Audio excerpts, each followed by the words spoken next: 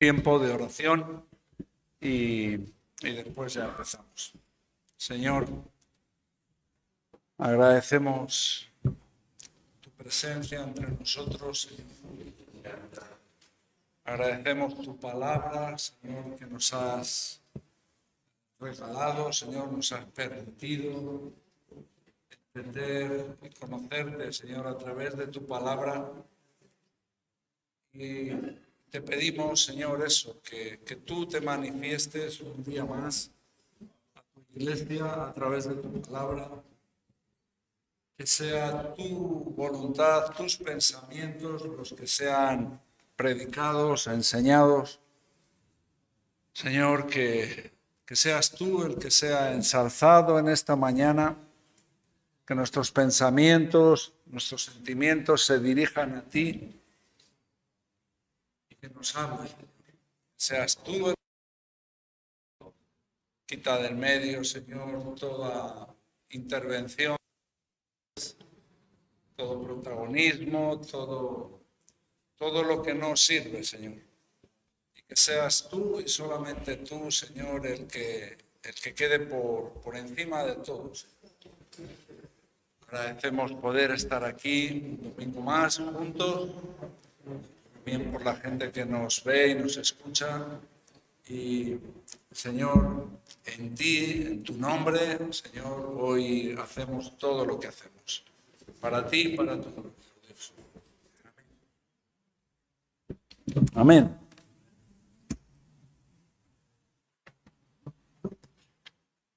Bueno,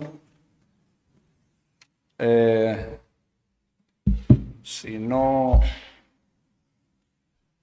siento mal, me parece que estamos en el 10º estudio sobre esta serie de la armonía de los evangelios. Y ahora me parece que lo último que se hizo fue Lucas capítulo 2 del 1 al 7, y entonces hoy nos toca Lucas también, capítulo 2 del 8 al 20. Es que cronológicamente, bueno, tenemos que tocar en esta mañana. Y además este es también un texto de esos que aparentemente no le ves mucha enseñanza, mucho contenido, mucha esencia, pero si te pones a estudiarlo, a meditar y todo, al final es todo lo contrario, es uno de esos textos donde hay mucho que aprender, ¿no? Vamos a leerlo juntos. Versículo 8. Había pastores en la misma región que velaban y guardaban las vigilias de la noche sobre su rebaño. Y he aquí, se les presentó un ángel del Señor, y la gloria del Señor los rodeó de resplandor y tuvieron gran temor. Pero el ángel les dijo: no temáis, porque he aquí os doy nuevas de gran gozo, que serán para todo el pueblo. Que os ha nacido hoy en la ciudad de David un Salvador, que es Cristo el Señor. Esto os servirá de señal. Veréis al niño envuelto en pañales, acostado en un pesebre. Y repentinamente apareció con el ángel una multitud de las huestes celestiales que alababan a Dios y decían: gloria a Dios en las alturas, y en la tierra paz, buena voluntad para con los hombres. Sucedió que cuando los ángeles se fueron de ellos al cielo, los pastores se dijeron unos a otros: pasemos, pues, hasta Belén y veamos esto que ha sucedido y que el Señor nos ha manifestado. Vinieron, pues, apresuradamente y hallaron a María y a José y al niño acostado en el pesebre. Y al verlo, dieron a conocer lo que se les había dicho acerca del niño. Y todos los que lo oyeron se maravillaron de lo que los pastores les decían. Pero María guardaba todas estas cosas, meditándolas en su corazón. Y volvieron los pastores glorificando y alabando a Dios por todas las cosas que habían oído y visto, como se las había dicho. Muy bien. Esto es un texto típico de lo que leemos siempre en Navidad. Y bueno, empieza diciendo este versículo 8, había pastores en la misma región que velaban y guardaban las vigilias de la noche sobre su rebaño. Día y noche, estos pastores, era bastante lógico que estuvieran en las proximidades de Jerusalén, porque constantemente personas, peregrinos, gente de otros judíos que vivían en otras zonas, en otros países, venían a Jerusalén a ofrecer los sacrificios. Entonces buscaban a veces a los pastores que había cerca de Jerusalén para comprar, ¿no?, esos corderos para poder ofrecer los sacrificios. Así que era lógico que estos pastores estuvieran ahí en la misma región porque proveían, suministraban corderos para los sacrificios. Bueno, sabemos, podemos más o menos evaluar cómo eran los pastores, qué tipo de gente eran. Bueno, no era la gente importante de Israel, no eran los sacerdotes o los escribas o fariseos, la gente de la alta sociedad judía, sino posiblemente eran la gente más humilde, más sencilla. Es más, los fariseos no permitían que los pastores pudieran testificar en un juicio. O sea, el testimonio de los pastores no era válido en un tribunal por su condición social. Eran tan sencillos o tan humildes o eran tan poco, se contaba tan poco con ellos en la sociedad que cuando había algún tipo de pleito, de discusión o de asunto que requería que tuviera que haber testigos, los pastores no contaban. Con ellos no se contaban. No, este es un pastor, con este no se cuenta. Así que, bueno, de alguna manera aquí tenemos un retrato de lo vil y menospreciado, ¿no? Y bueno, pues cuando ves esto, vas entendiendo qué tipo de gente, bueno, te animas un poco porque dices, bueno, pues de alguna manera con este tipo de gente sí que tenemos que ver, sí que pues somos lo vil y menospreciado. Ahora no, nosotros en la justicia todo el mundo puede ser un testigo, pero nosotros éramos ese tipo de gente que no está arriba del todo de la sociedad, sino que, bueno, lo vil y menospreciado. No, aquí no están los sacerdotes, no están los reyes, no está la alta sociedad judía. Y es curioso porque de lo que nos está hablando es del nacimiento del Cordero de Dios. Cristo es el Cordero de Dios.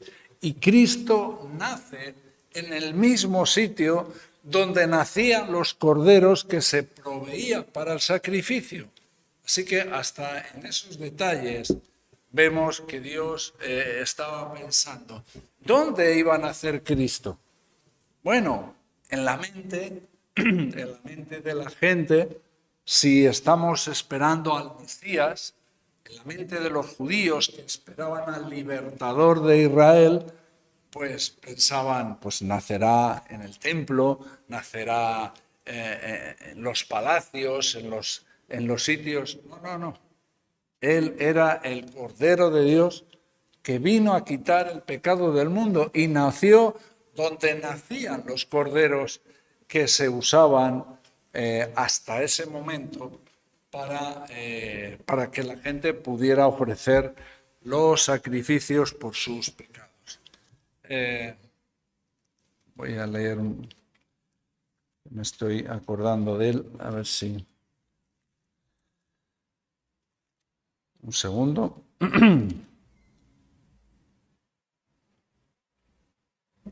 Sí, Santiago capítulo 2, versículo 5. Hermanos míos, amados, oíd.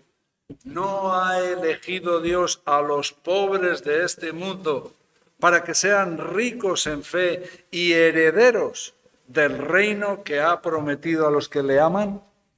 Bueno, aquí vemos a Santiago confirmando esta situación, ¿no? Versículo 9. Ahí están los pastores, ahí está este cuadro típico que se representa, que montones de artistas lo han querido pintar y lo han querido reflejar. Ahí los pastores por la noche alrededor de un fuego y de pronto un ángel se les presenta.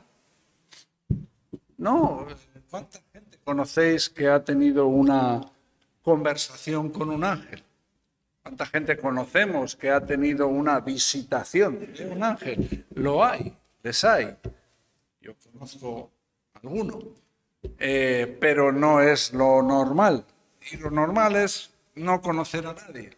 Pero aquí nos cuenta que a esta gente, a estos sencillos, humildes pastores, a estos se les presenta el ángel. Aquí viene un mensajero del cielo a ellos, no a Jerusalén, no a los sacerdotes, no a los reyes, a los escribas, a estos pastores que cualquier juez de Israel no les tomaría en cuenta, no les daría valor como testigos en un juicio, pero el cielo, el Dios del cielo, el Dios todopoderoso, manda un mensajero y no lo manda a otra gente sino a estos. Y esto simplemente nos ayuda a entender una cosa. Dios no se rige, no se está sujeto a las normas y pensamientos de los hombres. Lo que el hombre ve sublime e importante, Dios le puede parecer algo insignificante. Y lo que el hombre desprecia y lo que el hombre no valora, como a estos pastores viles y menospreciados, resulta que Dios ha tenido un plan. Y esto me anima, ¿no? Porque si nosotros hubiéramos tenido nuestra esperanza en el mundo, o sea, si el mundo hubiera dicho, tenemos que ayudar y rescatar a esta gente que ha tenido problemas por nuestras cualidades, por lo que somos, por lo que podemos aportar al mundo. O sea, si el mundo hubiera tenido que ayudarnos por quiénes somos, bueno, pues podríamos esperar sentados, porque no tenemos muchos méritos para que el mundo se fije en nosotros. ¿Dónde está Nacho? Nacho, hay que estar pendiente a ver cómo va, porque ¿dónde está Luis? ¿Dónde está Antonio? ¿Dónde está esta gente? El mundo se ha olvidado de nosotros en esta manera. La manera que para el mundo no somos. Pero Dios no trabaja así, Dios no funciona así. Lo vil y menospreciado escogió Dios para avergonzar a los sabios. Así que en esto tenemos un ánimo, chicas. Dios no funciona como funciona el mundo, por un sistema de privilegios, de méritos. No, ¿quién se ha merecido estar salvado? ¿Cuántos nos merecemos la salvación? ¿Cuántos hemos hecho méritos para que el Dios del cielo se fije y dice, este hombre es importantísimo en los planes del cielo, a este hay que salvarle. Ninguno. Pero Dios, esas son las buenas noticias del Evangelio. No funciona así. Dios no trabaja así. Y se les presentó un ángel del Señor y mira, la gloria del Señor los rodeó de resplandor y tuvieron gran temor. Bueno, algunos dicen que posiblemente podría ser Gabriel este ángel, ¿no? Porque Gabriel fue escogido en estos momentos, en todo este asunto de la salvación. Gabriel fue el mensajero encargado, vamos a decir, del cielo, ¿no? El que trajo las noticias sobre todo lo que tenía que ver con el nacimiento de Jesús. Pero no lo sabemos. Pero viene un ángel y la gloria de Dios. ¿Qué es esto? ¿Qué es esto? Bueno, ¿cuál es la gloria de los hombres? En aquel tiempo, ¿dónde era el sitio donde más gloria de los hombres había? En los tiempos en los que estamos hablando ahora mismo aquí. ¿Dónde había más gloria? ¿Dónde los hombres buscaban ser glorificados y ensalzados sobremanera? En Roma. De hecho, los césares estaban siempre tentados, estaban siempre queriendo dar ese paso de ser reconocidos como seres divinos, como dioses. Como dioses, eso era lo que quisieron hacer muchos de los césares. El César era el hombre más poderoso que había en el mundo en aquellos tiempos. Y querían rodearse de gloria y por eso conquistaban naciones y hacían que los enemigos vinieran y se postraran ante ellos para que el mundo viera su gloria. Esa era la gloria de los hombres. Hoy en día, el hombre sigue teniendo la misma tentación, tener gloria. De alguna manera ser reconocidos. Que el mundo hable de nosotros. ¿Por qué muchas veces los grandes actores o músicos, qué es lo que está en lo más profundo de sus corazones? Ser recordados. ¿Pero cuántos son recordados? ¿De cuántos sabemos? ¿Cuántos al final quedan excluidos de los libros de historia? ¿Cuál va a ser nuestra gloria? ¿Cuándo, 20 años después de que un día muramos, se va a hablar de nosotros? Y la gente va a recordarse. Y 30 años después y 50 años. ¿Cuántos? ¿Cuál va a ser nuestra gloria? Pero si te das cuenta, para eso es para lo que vivimos. Buscamos una gloria. Buscamos ser.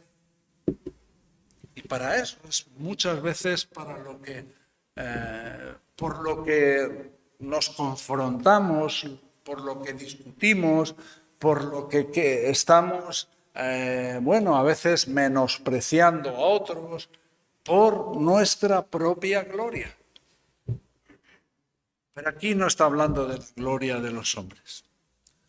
Aquí es otra historia en la que no cuenta lo que tú haces, en lo que no importa, una vez más, tus méritos. Es lo que tiene que ver con la gloria de Dios. Y aquí hay un asunto importante. ¿Por qué era importante que de pronto estos pastores estuvieran rodeados de la gloria de Dios? ¿Por qué era importante?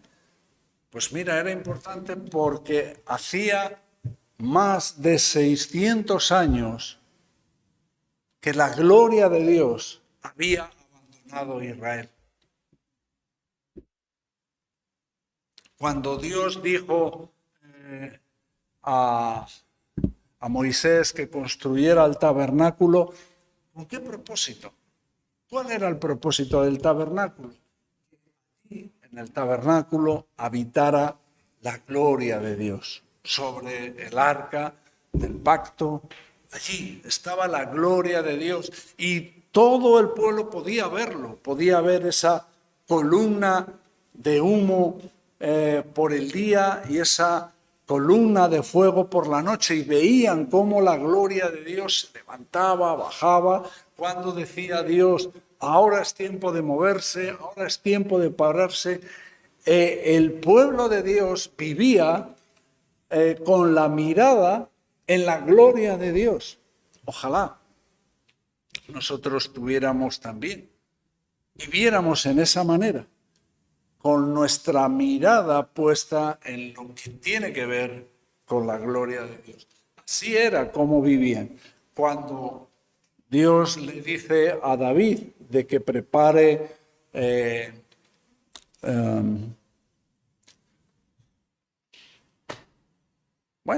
le dice a Salomón que construya el templo. David se encarga de los materiales, eso es lo que quería decir.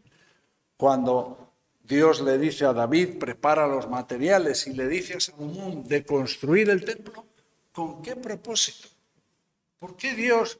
Porque Dios quería, era la voluntad de Dios habitar en medio de su pueblo, poner su gloria en medio de su pueblo. Y eso, en cierta manera, no ha cambiado. Dios quiere habitar con su presencia, con su gloria, en medio de su pueblo, en medio de su iglesia. Por eso, no solamente a través de la palabra, sino lo que estaba diciendo Mario al principio, que es curioso, ¿verdad? Que la cosa no es solamente orar, también oran los hipócritas, No es solamente orar, es a quién estamos orando, la oración, la alabanza. La alabanza, venir aquí.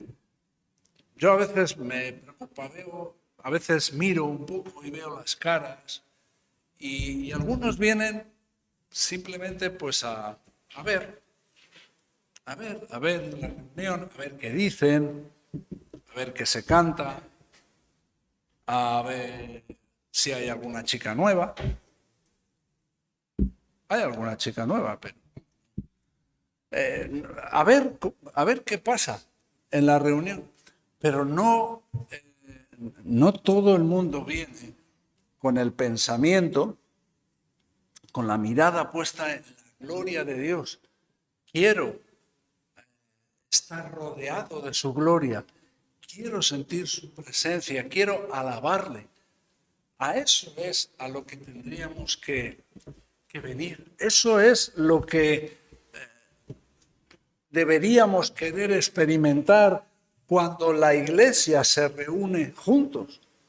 Cuando pues juntos alabamos a Dios, juntos glorificamos a Dios, porque queremos ver su gloria. Queremos que el Dios de la gloria habite en medio de su iglesia. Ese es el propósito. Parte de juntarnos. La iglesia no es un acto social. Dios no quería que Israel tuviera una estructura social en la cual el templo fuera el centro de esa estructura social y todo Israel se moviera socialmente, se estructurara alrededor del templo. No era el plan de Dios. El plan de Dios es que Él quería estar en medio de su pueblo y habitar ahí con su gloria. Y de alguna manera es lo que la palabra nos enseña. Así que, pero todo eso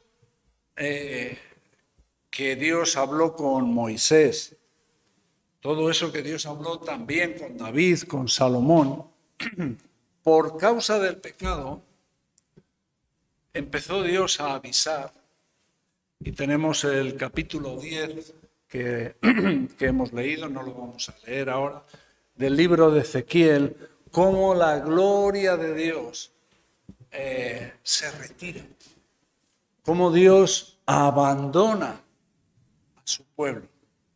Y no lo hace de una manera brusca. Ahí os quedáis. Ya está, no aguanto más el pecado de Israel. No, no. Dios avisa.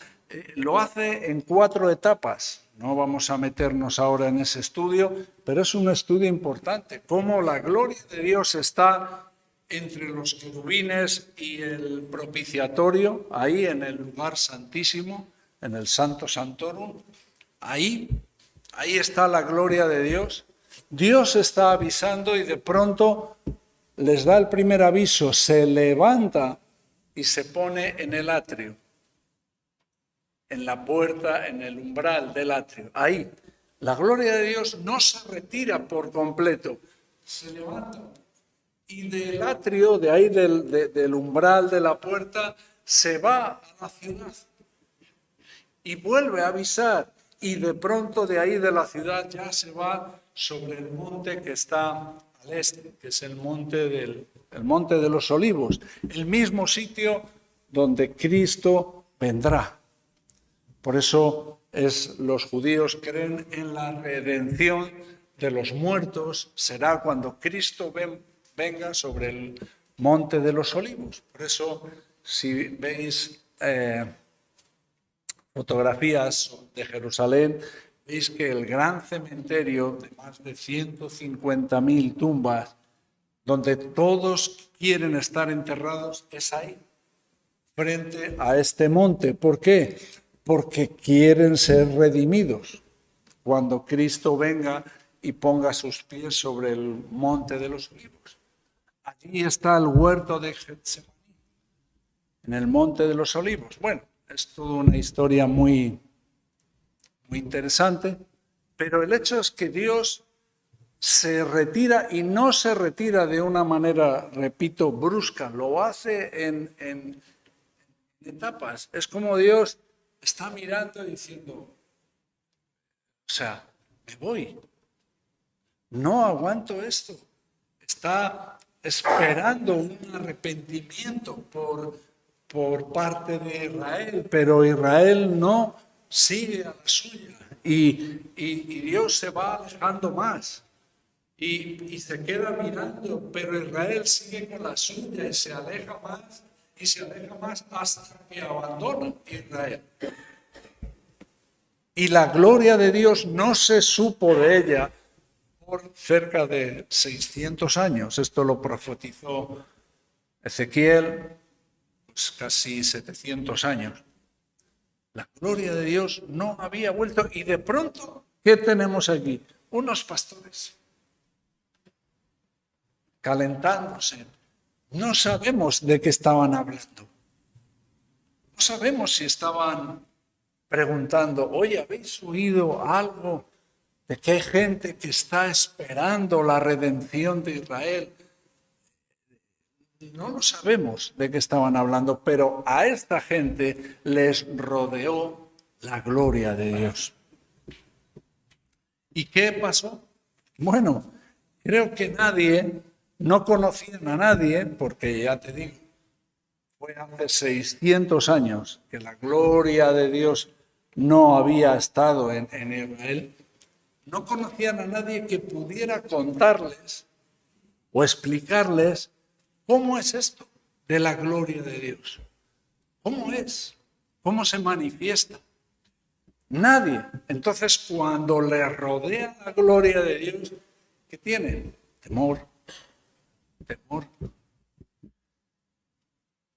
Cuando vemos a Juan en Apocalipsis, que tiene una visión del Cristo glorificado, ¿qué le produce a Juan? Cae como muerto. Y lo digo por algo que estoy diciendo muchas veces, que a veces ves cómo reaccionaron estas personas ante una visión del Cristo glorificado, ante la gloria de Dios. Ves cómo reaccionan. Y a veces te suena un poco curioso cuando oyes gente que Dios me ha hablado, que tengo que hacer esto. No, yo no digo que Dios no pueda hablar. Digo que cuando Dios habla, cuando la gloria de Dios se manifiesta, esta gente se llenaron de temor.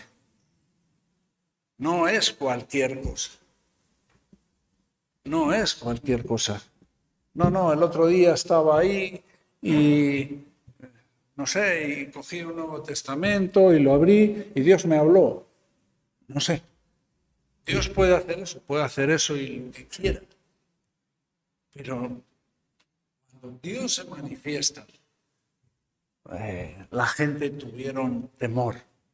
Hubo una reacción importante. Y aquí vemos que estos tuvieron temor. Versículo 10, que nos estamos retrasando. Pero el ángel les dijo: no temáis, porque os doy nuevas de gran gozo, que será para todo el pueblo, que os ha nacido hoy en la ciudad de David un Salvador, que es Cristo el Señor.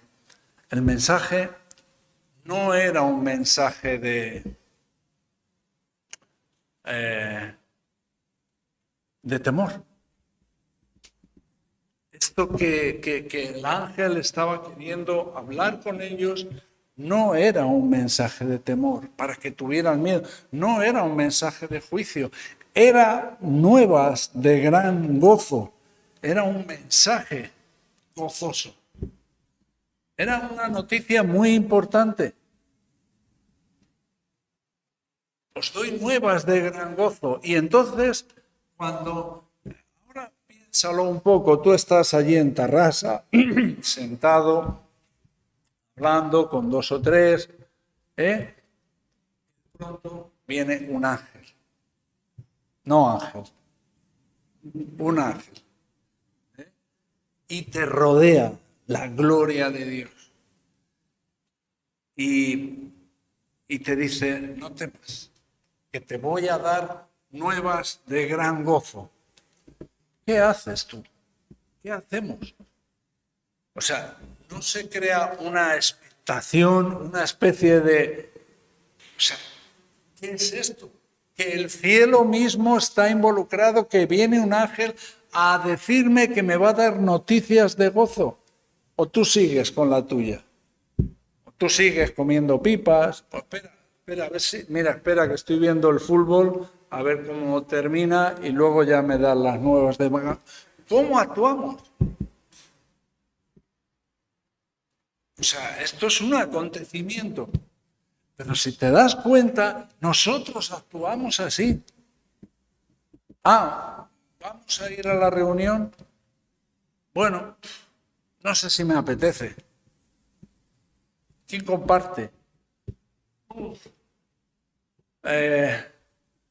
Bueno, pero ¿qué pasa si hay noticias de gran gozo?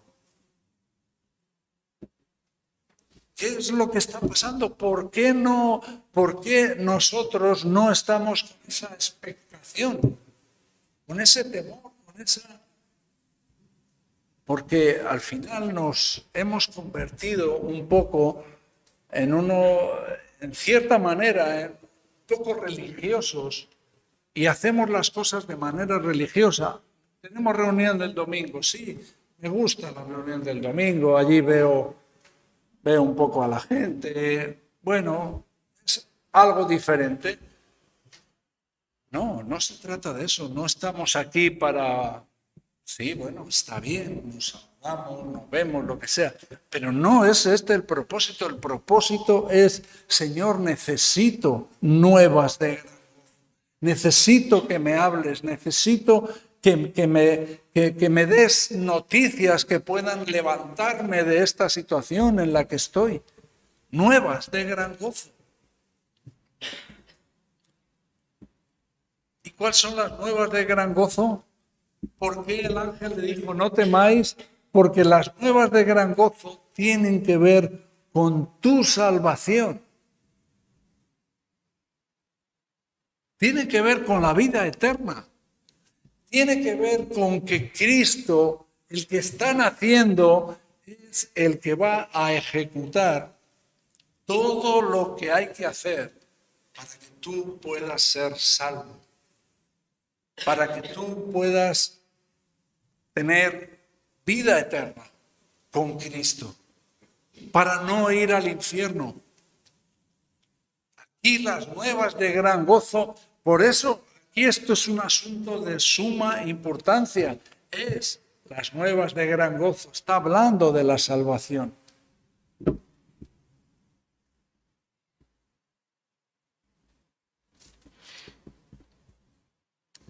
Yo creo que no sé cómo estamos cada uno, ¿no? No sé cómo estamos en cuanto a tener una seguridad, ¿no?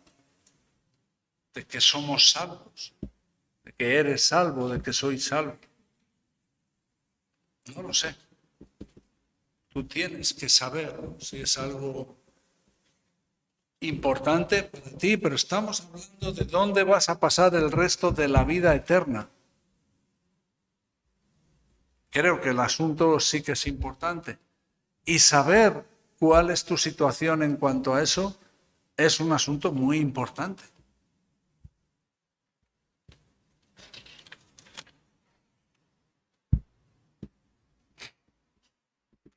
Creo que para cada uno de nosotros tenemos esa necesidad. Una necesidad de saber qué va a pasar con nuestras vidas. Y una cosa más, dice aquí, que os ha nacido hoy en la ciudad de David un Salvador, y mira lo que dice, que es Cristo el Señor. Bueno, desde el primer momento, el ángel lo que les está diciendo es que el señorío de Cristo y su salvación, o sea, lo que Él actúa en nosotros como Salvador y su señorío son cosas que van juntas, no separadas. O sea, no solamente necesitamos un Salvador, necesitamos un Señor. O sea, no solamente tenemos que pedir por Cristo en cuanto a nuestra salvación, también tenemos que decirle, Señor, queremos que te enseñorees de nuestra vida, que reines en el trono de mi corazón, que tú seas Señor. Eso significa que no solamente necesitamos un Salvador, sino que me rindo a su señorío, me someto. Señor, ya en tu palabra, voy a vivir en tu palabra, no voy a dar un paso hacia ningún lado, a no ser que tú me hables con claridad, pero con claridad que me hables.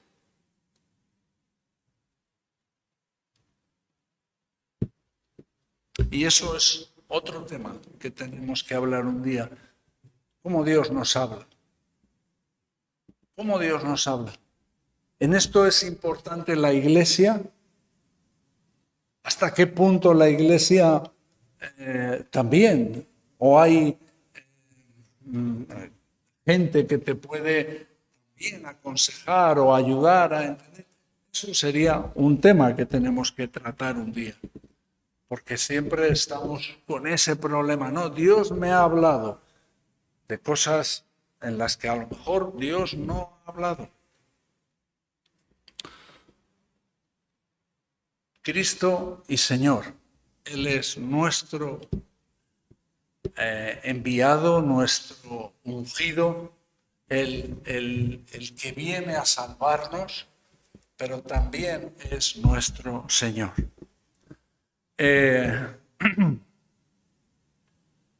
Por eso en el Antiguo Testamento se usaba la palabra Yahvé, porque significa Salvador. Y de alguna manera los césares buscaban tener ese nombre también, buscaban tener un nombre como no solamente era el que mandaba, sino también que les querían tener esa figura de salvadores de su pueblo. Ellos eran los salvadores. Por eso, el rechazo que hubo constantemente desde los primeros tiempos a los cristianos, a las otras religiones no, a los cristianos sí. Y hoy en día, si hay un problema que tiene el mundo, es con los cristianos. Es curioso, es hacia el cristianismo, hacia el pensamiento cristiano. Salvador y Señor. Aquí vemos cómo Lucas resalta la divinidad de Jesús constantemente. Y lo que hace Lucas, que este evangelio es un evangelio dedicado a los gentiles, está preparando, está enseñando a los gentiles a comprender de quién se está hablando aquí, de la divinidad de Cristo. Él es el ungido, Él es el Señor. Este que ha nacido no es alguien que ha venido a ayudarnos, es el Mesías, es el ungido y es el Señor. Nombre que se atribuía a Dios, ¿no? En la manera en la que se estaba expresando. O sea, vemos cómo Lucas constantemente hace menciones hacia la divinidad de Cristo. El que ha venido a salvarnos no es uno con buenas intenciones, es el Señor Todopoderoso, es Dios mismo, que está involucrado en nuestra salvación. Yo no sé si esto es suficientemente importante para nosotros. Señor Dios manifestado en carne, estaba naciendo allí el Salvador del mundo, Dios manifestado en carne. Y esa es la noticia que están recibiendo los pastores. Versículo 12, esto servirá de señal. Es más, no les deja con una incertidumbre, les da pistas, les da señales para que lo vean con claridad. Esto os servirá de señal. Hallaréis al niño envuelto en pañales, acostado en un pesebre. Bueno, los pañales podrían ser más o menos normal. Belén tampoco era un sitio muy grande, entonces era fácil poder encontrarle, era buscar en los sitios donde había estos pesebres, estos sitios donde se alimentaba a los animales. Y de hecho, ¿qué es lo que hacen los pastores? Se van para allá. El versículo 15 nos lo dice, pero antes de esto les da estas dos señales, o sea, estos pesebres, que era además el ambiente natural de los pastores. Los pastores, si conocían algo bien, no eran los restaurantes o las otras cosas. Si conocían algo bien, era donde estaban los pesebres, porque era su oficio. O sea, les da una pista con claridad para que puedan no solamente escuchar esto que el ángel les ha dicho, sino para que lo vean con sus ojos. Dios quería que los pastores lo vieran con claridad, esto que les había dado el ángel. Y de pronto, versículo 13, y repentinamente apareció con el ángel una multitud de las huestes celestiales que alababan a Dios y decían: gloria a Dios en las alturas y en la tierra paz y buena voluntad para con los hombres. Hemos estado viendo también cómo hay algunas óperas y canciones que escribieron los compositores clásicos, y aquí este Gloria a Dios en las alturas es una de estas composiciones muy, muy conocida, ¿no? Sobre todo por la gente que entiende de música clásica. Esto es el Gloria in excelsis Dio, ¿no?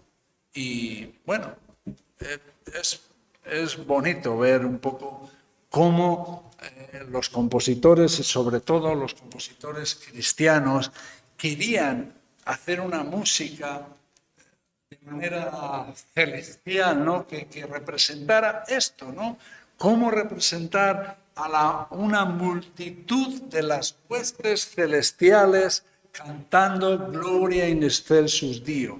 Gloria a Dios en las alturas y en la tierra paz y buena voluntad para con los hombres. Bueno, nosotros no somos una coral famosa, no somos los niños cantores de Viena, ni somos nada parecido, pero sí podemos expresar esto.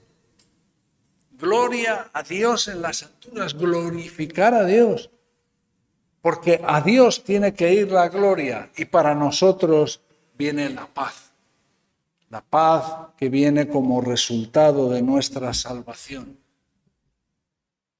Bueno, en ese tiempo los romanos, en el tiempo de César Augusto, quisieron establecer una cosa que se llamaba la Pax Romana, haber derrotado a todos sus enemigos y establecer un tiempo de paz en todo el imperio, ¿no? Un tiempo de paz que duró cerca de 207 años, duró la Pax Romana. Y eso era a lo máximo que podía llegar el hombre a establecer una manera, un sistema donde derrotar a todos los enemigos que salían. Para la paz venía como resultado de derrotar a los enemigos, no había otra manera. Pero aquí tenemos a los ángeles diciendo, no, este que ha nacido, este Salvador que os ha nacido, que es Cristo el Señor, este va a traer una paz que es eterna y que no depende de lo que tú hagas con tus enemigos. Es una paz que se establece en el corazón como resultado de la salvación, como resultado de la obra de Cristo. Una paz. Gloria a Dios, la gloria para Dios, para los hombres, paz y buena voluntad.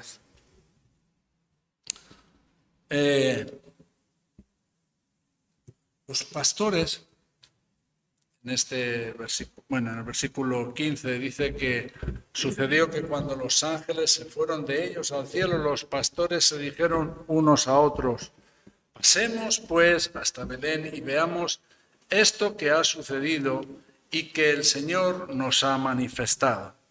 Vinieron pues apresuradamente y hallaron a María y a José y al niño acostado en un pesebre. Y al verlo, dieron a conocer lo que se les había dicho acerca del niño. Y todos los que oyeron se maravillaron de lo que los pastores les decían, pero María guardaba todas estas cosas meditándolas en su corazón. Así que cuando los pastores oyeron y vieron esta multitud de huestes celestiales, ¿qué hubo en ellos? ¿Cómo se quedaron ellos? ¿Se quedaron sentados allí, compartiendo un poco unos con otros? Mira, qué interesante. Hemos visto una multitud de las huestes celestiales. ¿Qué hicieron? Automáticamente, apresuradamente, hubo en ellos la necesidad, pasemos y veamos esto que ha sucedido. O sea, no solamente lo quisieron oír por parte del ángel y de la multitud, quisieron verlo.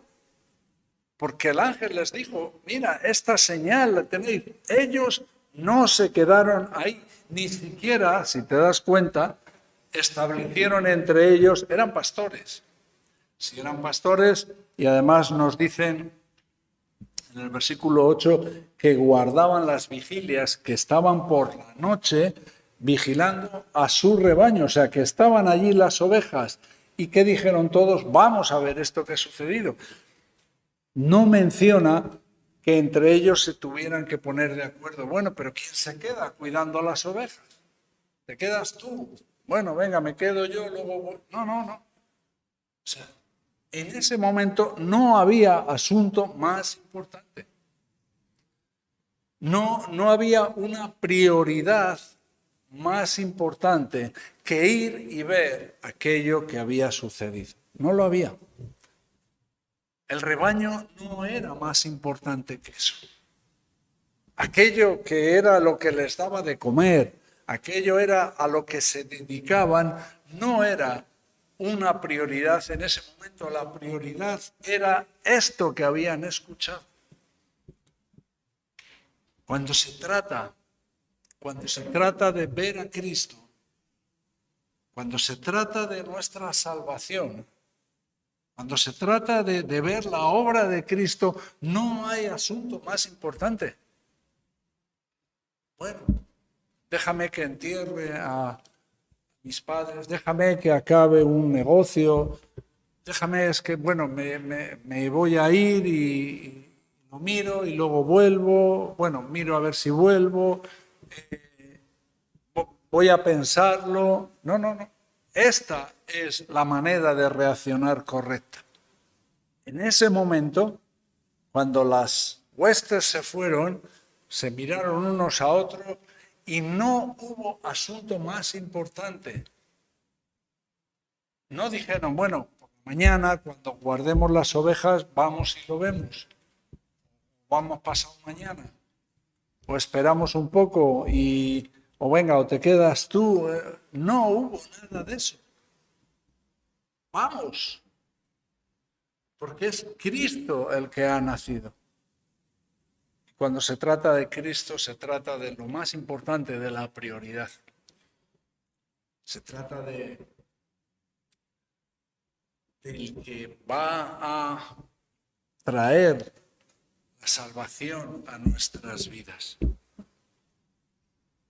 Aquí tenemos a unos pastores que, aunque los fariseos, los sacerdotes, no les tomaban en cuenta como testigos en un juicio, no eran importantes. Estos son los que a nosotros hoy en día nos están dando un ejemplo. A estos es a los que escogió el cielo, a estos es a los que Dios escogió para dar testimonio del asunto más importante. Porque ¿qué es lo que hicieron? Vinieron pues apresuradamente.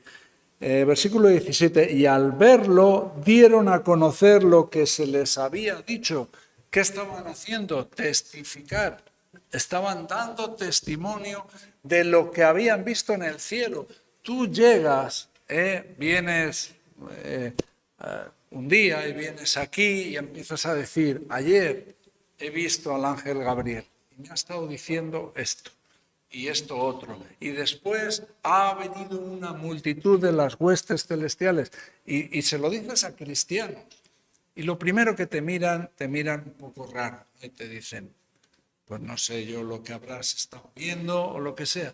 Pues esto es lo que los pastores, que era gente que sabían que su testimonio no es importante, que posiblemente la gente a lo mejor les menospreciara, pero en ese momento había cambiado algo en ellos.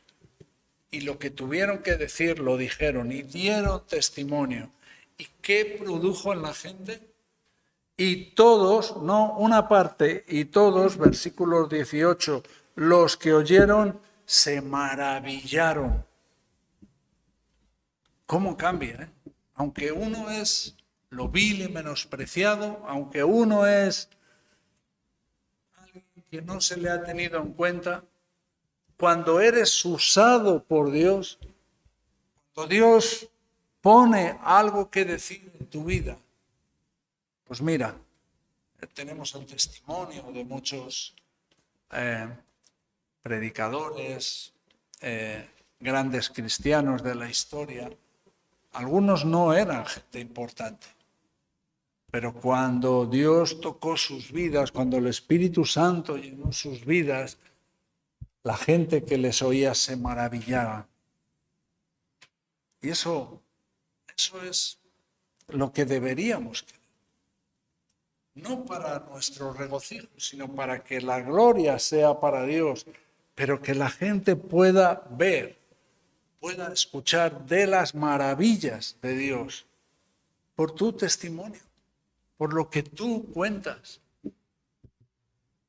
Hay algo mucho más importante en nuestras vidas, en nuestro trabajo, en lo que tenemos que hacer. Hay un llamado mucho más alto que a lo mejor el que estás pensando que tienes. No importa quién has sido, no importa si te han menospreciado, lo que importa es lo que Dios está tratando contigo ahora. Y si Dios te está hablando y si Dios está manifestando en tu vida, ¿cómo vas a reaccionar? ¿Cómo vamos a reaccionar? Así que aquí tenemos a estos pastores como un buen ejemplo para nosotros. Es más, María, dice el versículo 19, guardaba todas estas cosas meditándolas en su corazón. Claro, ella tenía unas circunstancias un poquito especiales, ¿no? Y cuando, no sé, ahí estaba con su bebé, ¿no? Y sabía cómo habían sido las cosas, sabía que había sido alumbrada por el Espíritu Santo. Hay cosas que son difíciles, incluso para María, que había recibido ya la visita de Gabriel, había ido a visitar a su prima, que también estaba siendo estéril y siendo muy mayor, estaba embarazada de 6 meses, a pesar de que había visto milagro tras milagro. Bueno, escuchar estas cosas, ver a los pastores dando testimonio, bueno, era un efecto sorprendente para ella. Y versículo 20. Y volvieron los pastores, estos que no servían para testificar en ningún sitio, glorificando y alabando a Dios por todas las cosas que habían oído y visto como se les había dicho. ¿En qué consiste la alabanza, la adoración? ¿Qué es cuando hablamos de vamos a alabar a Dios? Bueno, creo que ellos hicieron algo muy real, ¿no? Volvieron, no nos dice que, bueno, tuvieron un gran coro ni instrumentos. Eran pastores, estaban en el campo, no estaban ensayando, no, eran pastores, pero volvieron glorificando y alabando a Dios por lo que habían visto y oído. Bueno, yo creo que también es algo por lo que podemos orar. Señor, yo quiero verte obrar, quiero ver tu gloria, quiero ver cómo te manifiestas a mi vida y a la vida de mis hermanos. Yo quiero escuchar tus testimonios, tu palabra y también el testimonio de gente que Dios ha actuado en su vida. Deberíamos, después de leer estos 12 versículos, querer ser como estos pastores. No en cuanto a la sociedad, menospreciar la visión que la sociedad a veces tiene de nosotros, pero valorar la visión que Dios tiene de nosotros. Aquí vemos gente menospreciada por el mundo, pero escogidos por Dios. A estos A estos, ¿cuántos testimonios has oído de gente a la que se le manifieste una multitud de las huestes celestiales? Esta gente fue. No nos dice cómo se llamaban, no nos dice, a lo mejor no eran ni los dueños de las ovejas, eran los que las cuidaban.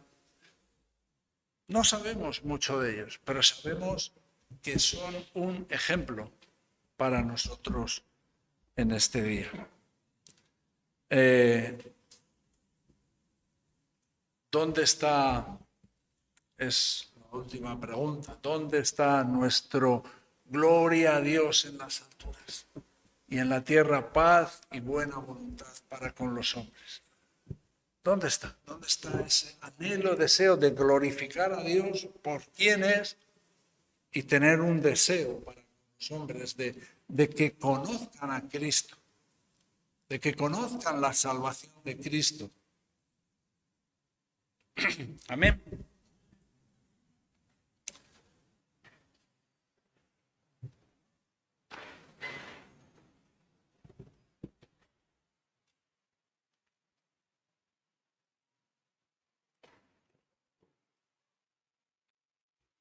Te damos gracias, oh Dios,